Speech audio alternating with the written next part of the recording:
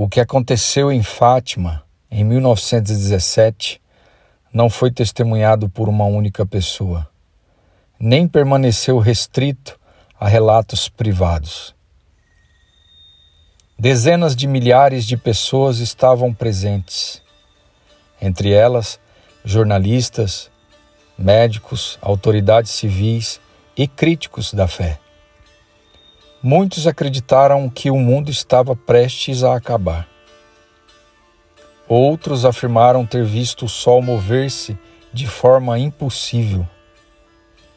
A igreja levou anos para investigar, e até hoje esse episódio permanece como um dos acontecimentos mais documentados da história da igreja. Estamos em Portugal, no ano de 1917. A Europa vivia os horrores da Primeira Guerra Mundial. A pobreza, o medo e a instabilidade marcavam a vida de milhões de pessoas. Em uma pequena região chamada Cova da Iria, próxima à cidade de Fátima, 3 crianças pastoras, Lúcia dos Santos e seus primos, Francisco e Jacinta Marto, afirmavam ver mensalmente uma senhora que se apresentava como vinda do céu. Desde maio daquele ano, as crianças relatavam aparições regulares. A cada novo encontro, a curiosidade crescia, e com ela, o número de pessoas que se dirigiam ao local. Durante as aparições anteriores, Lúcia afirmou que a senhora havia prometido um sinal visível, um acontecimento que permitiria que todos acreditassem. Esse sinal ocorreria no dia 13 de outubro de 1917. A notícia se espalhou rapidamente por vilas, cidades e redações de jornais. O que antes parecia um relato isolado passou a ser aguardado publicamente. Na manhã do dia marcado, a chuva caía intensamente. O campo estava encharcado, o céu completamente encoberto. Apesar das condições adversas, uma multidão estimada entre 50 e 70 mil pessoas reuniu-se na Cova da Iria. Havia fiéis, havia curiosos e havia críticos declarados. Por volta do meio-dia, segundo inúmeros relatos, a chuva cessou de forma repentina. As nuvens começaram a se abrir. Foi então que algo incomum aconteceu. Testemunhas afirmaram que o sol apareceu no céu com uma intensidade diferente.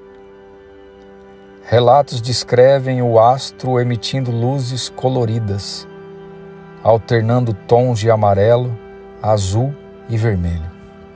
Alguns disseram que o sol parecia girar sobre si mesmo. Outros afirmaram que ele se deslocava, como se aproximasse da multidão. Muitos acreditaram que o sol cairia sobre a terra. Algumas pessoas gritaram, outras caíram de joelhos, outras rezaram em silêncio. O fenômeno teria durado cerca de 10 minutos.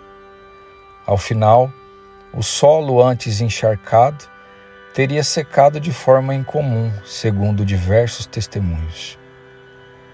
O que torna o fenômeno do sol singular não é apenas o relato das crianças, é a quantidade de testemunhas independentes. Jornais da época, inclusive veículos de orientação anticlerical, publicaram reportagens descrevendo o ocorrido. Entre os presentes estavam médicos, professores, jornalistas e autoridades. Nem todos relataram o fenômeno da mesma maneira.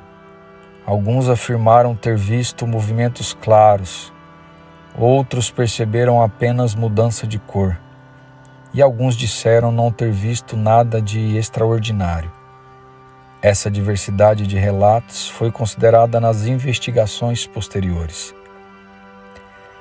A Igreja Católica não reconhece milagres de forma imediata. No caso de Fátima, foram anos de escuta, análise de testemunhos e estudo cuidadoso dos fatos. Somente em 1930, 13 anos após o acontecimento, o bispo de Leiria declarou dignas de fé as aparições de Fátima. O fenômeno do sol passou a ser compreendido como um sinal extraordinário associado às aparições, dentro do discernimento da Igreja. Para a fé católica, o fenômeno do sol não é um espetáculo. Não é um fim em si mesmo. Ele aponta para uma mensagem maior: conversão, oração e confiança em Deus. Mais do que tentar explicar o que aconteceu no céu, a Igreja sempre destacou o que deveria acontecer no coração humano. Mais de um século depois, o fenômeno do sol continua a ser estudado, debatido e contemplado. Alguns veem um milagre, outros um fenômeno ainda não compreendido. A Igreja, com prudência, reconhece ali um sinal.